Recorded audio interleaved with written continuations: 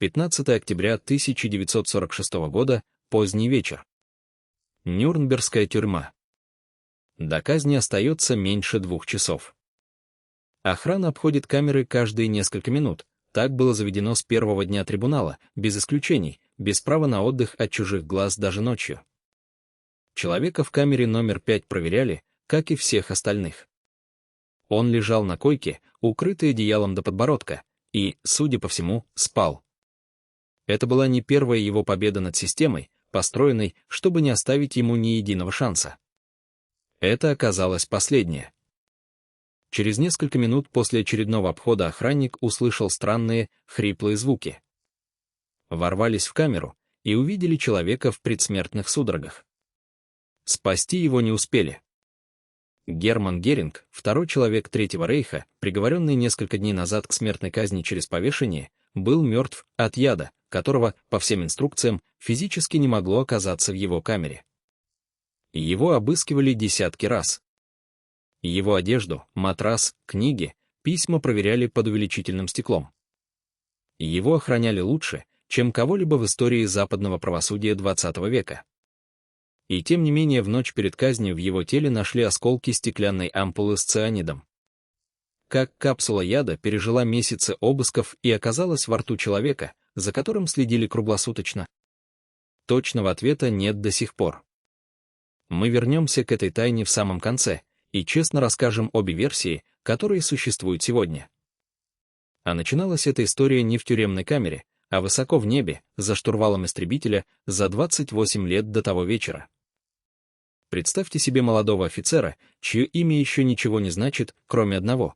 Он один из лучших летчиков-истребителей Германии. Герман Геринг родился в 1893 году в баварской семье с прочными связями. Крестным отцом ему стал богатый еврейский врач, друг семьи, деталь, которая много десятилетий спустя будет звучать почти невероятно применительно к человеку, ставшему одним из архитекторов нацистского режима. К началу Первой мировой войны он уже кадровый офицер, а вскоре пересаживается из пехотных окопов в кабину истребителя. За годы войны на его счету оказалось около 22 воздушных побед. Он получил высшую военную награду Германии того времени, орден Пауэр-Ле-Мерите, который в летной среде называли просто «Голубой Макс».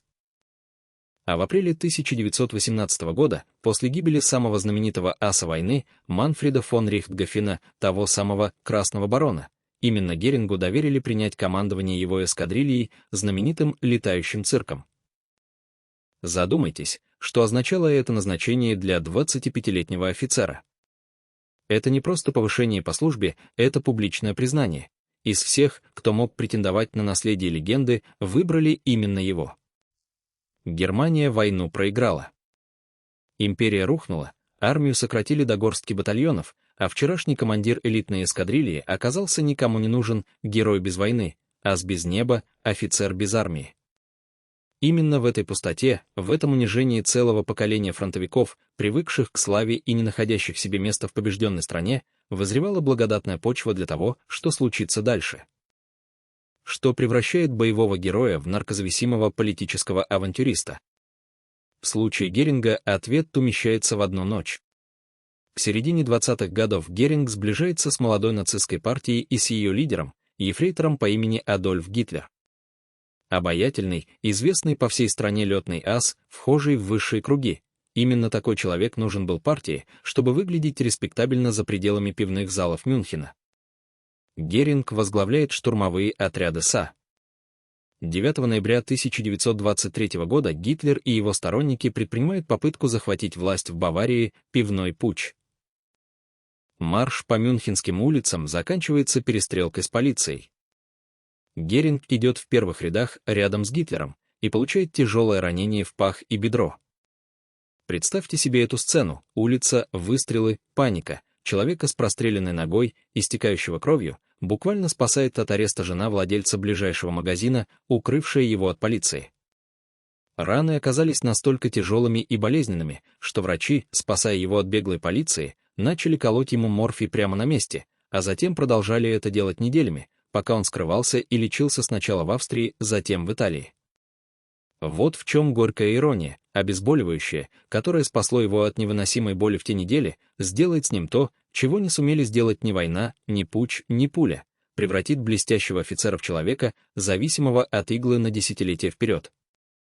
Дальше его лечение и его жизнь окажутся связаны со Швецией, со страной жены, со шведскими врачами и с годами, о которых партия позже предпочтет молчать. Дальше начинается период его биографии, который позже нацистская пропаганда постарается стереть или переписать. В Швеции, где Геринг лечился и куда его сопровождала жена, шведская аристократка Карин фон Концов, зависимость от морфия только усилилась.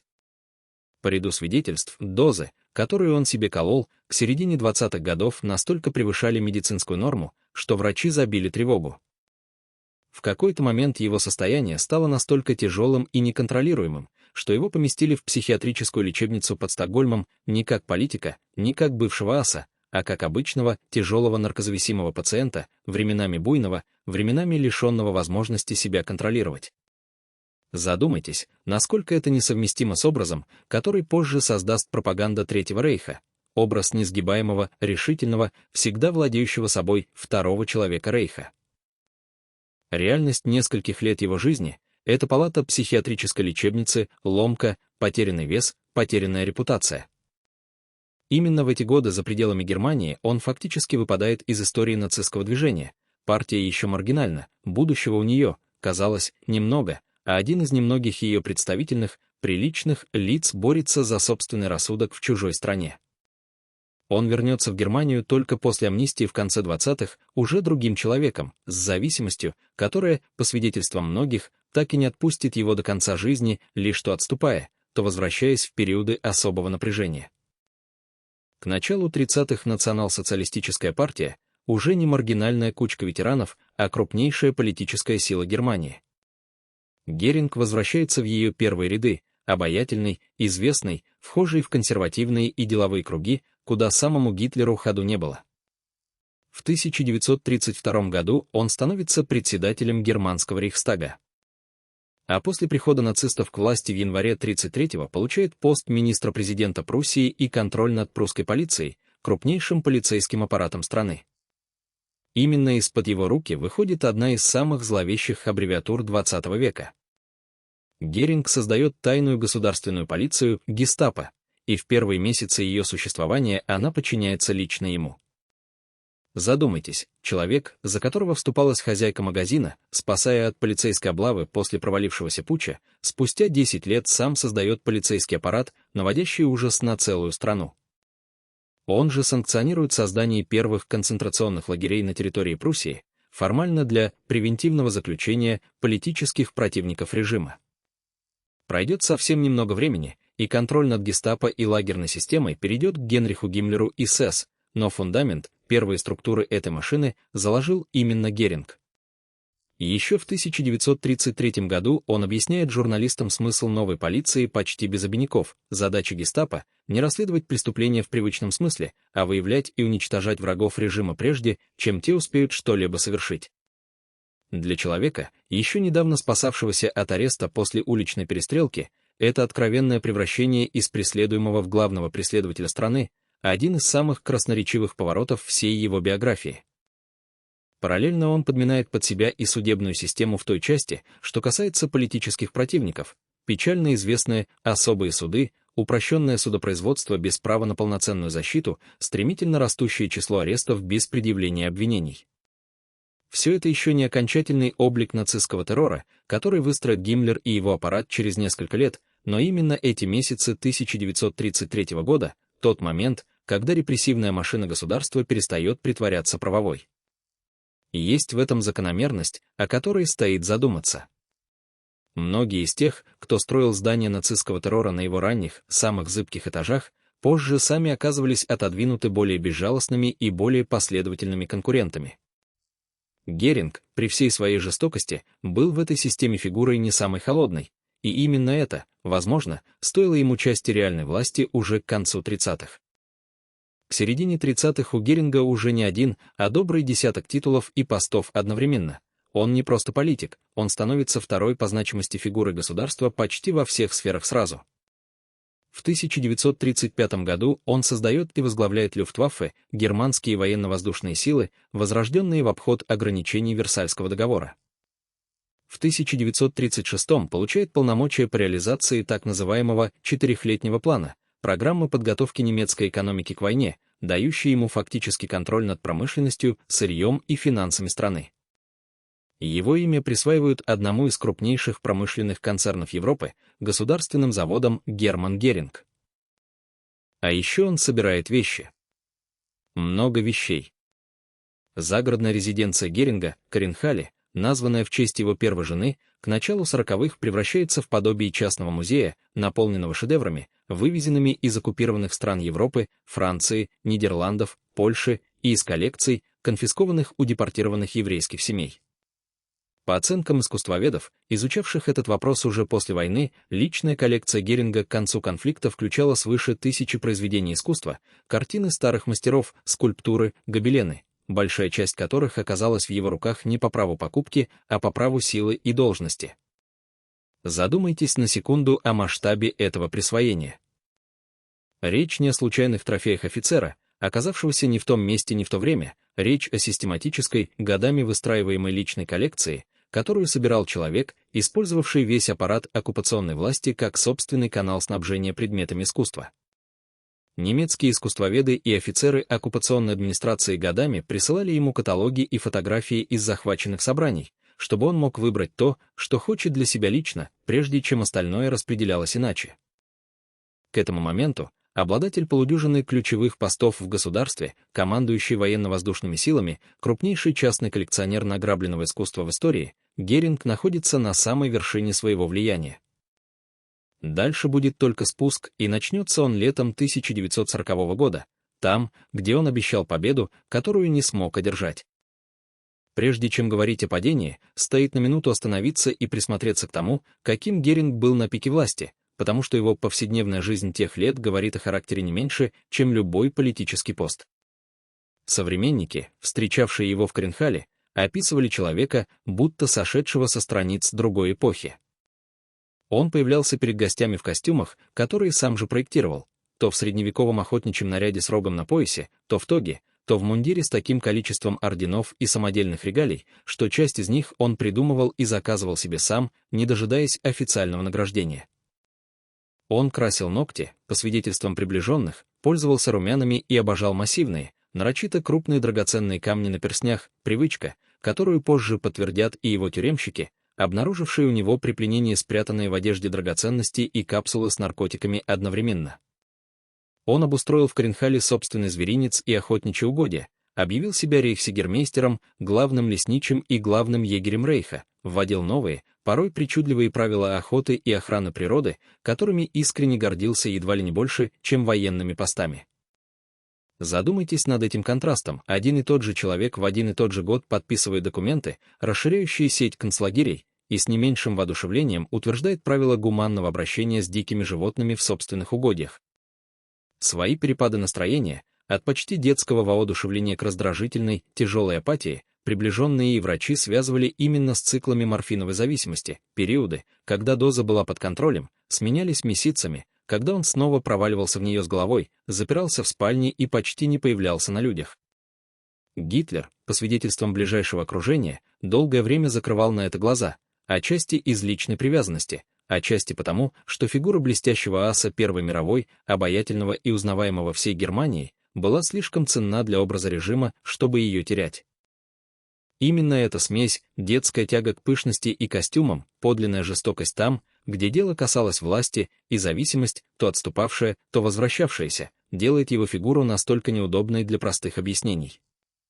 Он не был ни карикатурным злодеем без человеческих черт, ни трагическим героем, и именно поэтому его падение, начавшееся уже совсем скоро, окажется таким показательным.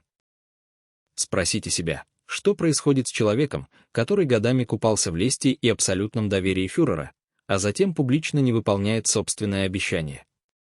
Летом 1940 года, после стремительного разгрома Франции, Геринг убеждает Гитлера, что Люфтваффе способна в одиночку вывести Британию из войны бомбардировками без сухопутного вторжения. Начинается битва за Британию. Обещание оказывается невыполненным. Английские истребители, радиолокационная система раннего предупреждения и стойкость британской обороны превращают запланированный быстрый разгром в изматывающее, кровопролитное и в конечном счете проигранное воздушное сражение. Люфтваффе несут тяжелые потери, вторжение на Британские острова так и не состоится, а операция «Морской лев» будет отложена фактически навсегда. Есть легенда, которую стоит упомянуть честно, с оговоркой. По некоторым пересказам тех лет, Геринг незадолго до войны хвастливо заявлял, что готов взять себе прозвище Майер, распространенную еврейскую фамилию, если хоть один вражеский самолет долетит до Рура, промышленного сердца Германии. Источники расходятся в точности формулировки и обстоятельствах этих слов, но символическое значение эпизода бесспорно. Он публично поставил на кон собственную репутацию и проиграл ее вместе с небом над Британией. С этого момента доверие Гитлера к нему медленно, но необратимо тает. Каждая новая неудача Люфтваффе, будь то воздушный мост для окруженной под Сталинградом армии Паулюса, который Геринг лично гарантировал наладить и с которым провалился, или растущее превосходство союзной авиации над немецким небом к концу войны, лишь ускоряет его падение. Он все реже появляется на фронтовых совещаниях, все больше времени проводит в Коренхалле среди украденных полотен и, по свидетельствам приближенных, зависимость от опиатов, отступившая было в 30-е, возвращается с новой силой. По некоторым оценкам, в отдельные периоды войны счет принимаемых им таблеток шел на десятки в день. К началу 1945 года человек, официально считавшийся преемником Гитлера еще с указа 1939 года, превратился, по сути, в тень самого себя, влиятельного номинально, но все дальше отодвигаемого от реальных решений. 22 апреля 1945 года. Берлин в кольце советских войск, бункер под рейхсканцелярией, последнее убежище агонизирующего режима. На совещании Гитлер, по свидетельствам очевидцев, в отчаянии заявляет, что останется в столице до конца и, если потребуется, застрелится, фактически признавая, что руководить страной дальше не в состоянии. Геринг в это время находится далеко от Берлина, в Баварии. Получив известие о словах Гитлера, он оказывается перед вопросом, на который нет однозначно безопасного ответа. Страна не может остаться без формального главы государства в момент капитуляции, а по действовавшему с 1941 года указу именно он, Геринг, значился официальным преемником фюрера на такой случай. 23 апреля он отправляет в Берлин телеграмму. В ней предельно осторожная, выверенная формулировка: если к 10 часам вечера ответа не последует, он будет считать, что Гитлер утратил свободу действий и возьмет на себя руководство Рейхом в качестве его заместителя. Задумайтесь на секунду, из какого положения писалась эта телеграмма.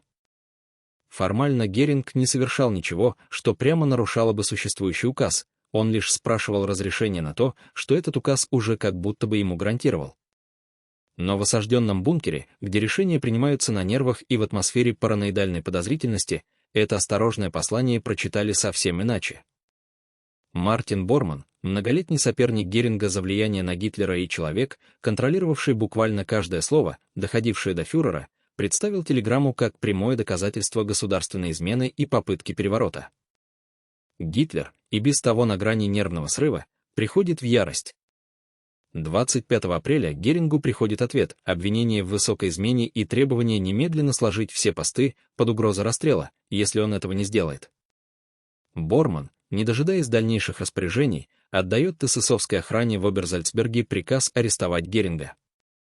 Человека, 20 с лишним лет считавшегося вторым лицом нацистской Германии, официального преемника фюрера по собственному же указу Гитлера, берут под домашний арест свои же охранники.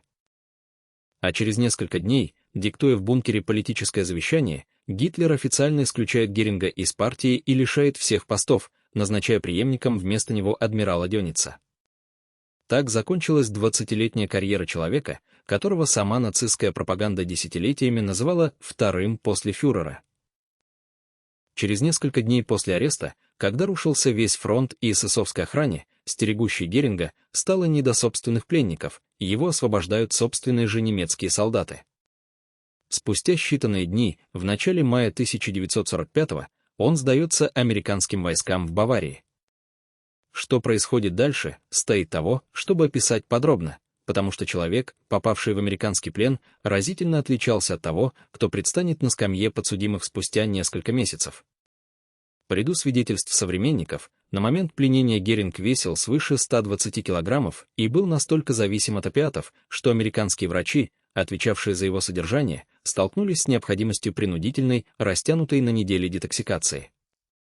Психиатр американской армии Дуглас Келли, работавший с нюрнбергскими подсудимыми, вспоминал Геринга как человека острого, наблюдательного ума. Несмотря на весь ужас содеянного, интеллектуально он оказался одним из самых способных среди обвиняемых на процессе.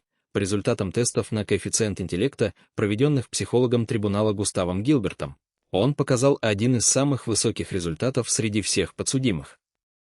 Задумайтесь об этом контрасте. Человек, которого пленившие его американцы застали грузным, одурманенным, обвешанным драгоценностями и таблетками морфия в потайных карманах кителя, тот же самый человек через несколько месяцев принудительного лечения предстанет перед международным трибуналом подтянутым, ясно мыслящим, по общему мнению наблюдавших за процессом журналистов, самым уверенным и красноречивым из всех подсудимых.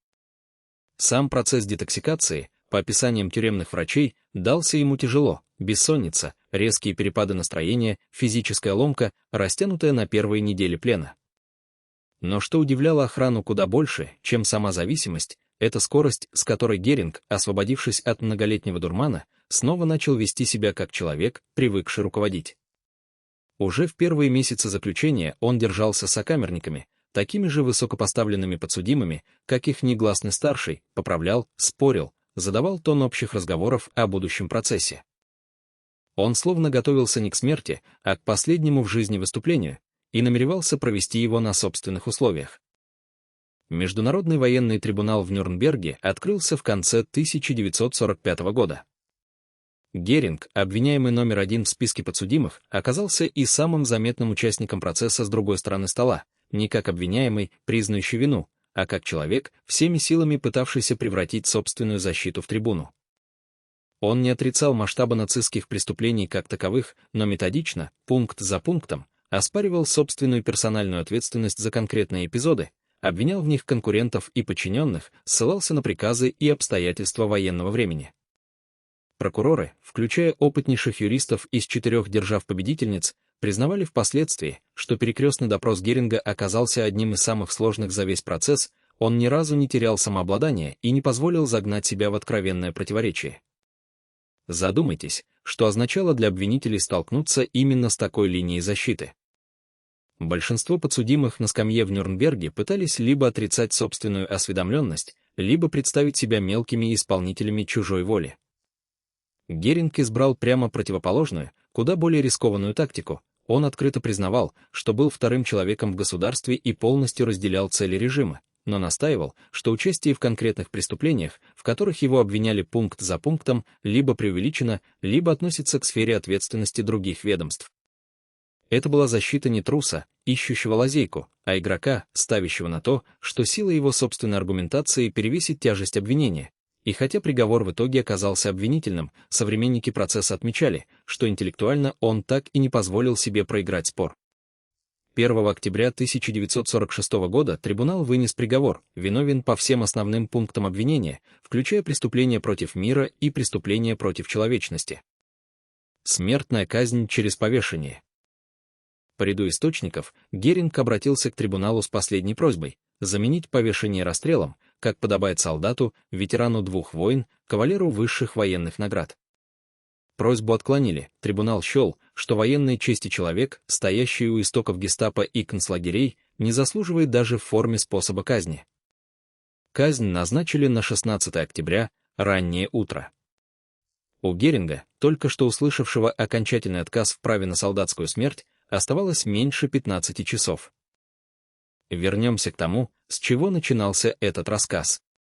Ампула цианистого калия, найденная в его теле в ночь на 16 октября, породила один из самых обсуждаемых вопросов всей истории Нюрнбергского процесса: как яд оказался у человека, которого обыскивали ежедневно, чья камера просматривалась круглосуточно, чьи вещи проверялись сотрудниками, специально обученными искать именно это? И единого, документально подтвержденного ответа не существует до сих пор, и об этом стоит сказать прямо, не выбирая одну версию как единственно верную. Первая версия, которой придерживались многие тюремные следователи сразу после случившегося: капсула была спрятана Герингом заранее, еще в первые дни пленения, возможно, в банке с кремом для кожи или другом личном предмете, ускользнувшем от первичного досмотра, и пролежала незамеченной среди его вещей все месяцы процесса.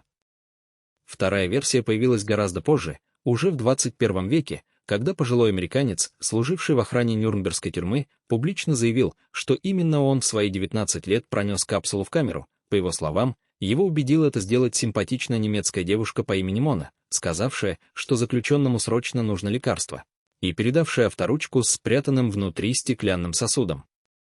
Проверить эту историю независимо, спустя более полувека после событий, оказалось практически невозможно, и часть историков относится к ней со сдержанным скептицизмом. Какая из версий верна, а может быть, верна какая-то третья, до сих пор не рассказанная, не знает никто. Известно только одно: человек, всю жизнь ускользавший от последствий, от полицейской пули в 23-м, от обвинения в измене в 45-м, ускользнул и в последний раз, буквально за 2 часа до петли, которую сам считал недостойной себя смертью. Если посмотреть на всю жизнь Германа Геринга разом, от кабины истребителя в небе над Фландрией до тюремной камеры в Нюрнберге, бросается в глаза одна закономерность. Он снова и снова оказывался на грани полного краха: раненый путчист, наркозависимый пациент психиатрической лечебницы, обвиненный в измене арестант последних дней Рейха, и снова находил способ вернуться, перестроиться, выжить. Единственный раз, когда система, выстроенная, чтобы удержать его до конца, действительно оказалась сильнее его собственной изворотливости, обернулся приговором трибунала. И даже тогда, даже в приговоре, который, казалось бы, невозможно было обойти, он в последний момент снова ускользнул, просто выбрав собственный способ уйти. Стоит задуматься, что говорит о человеческой природе истории человека, который 20 лет держался на самой вершине смертельно опасной системы, построенной на постоянном предательстве и взаимном недоверии, и пал не от руки врага, а от подозрительности собственного ближайшего окружения. В одном из следующих выпусков человек, которого сам Гитлер, по свидетельствам современников, называл человеком с железным сердцем, Рейнхард Гейдрих, архитектор куда более страшных решений, чем те, что успел принять Геринг, и то, чем закончилась охота британских спецслужб на самого опасного человека нацистской машины. А как думаете вы, можно ли назвать одаренного, по-настоящему талантливого человека, героя войны, блестящего оратора, тонкого перекрестного собеседника на суде, по-настоящему проигравшим, если в конце концов он сам выбрал момент и способ собственной смерти? Напишите в комментариях, что вы об этом думаете.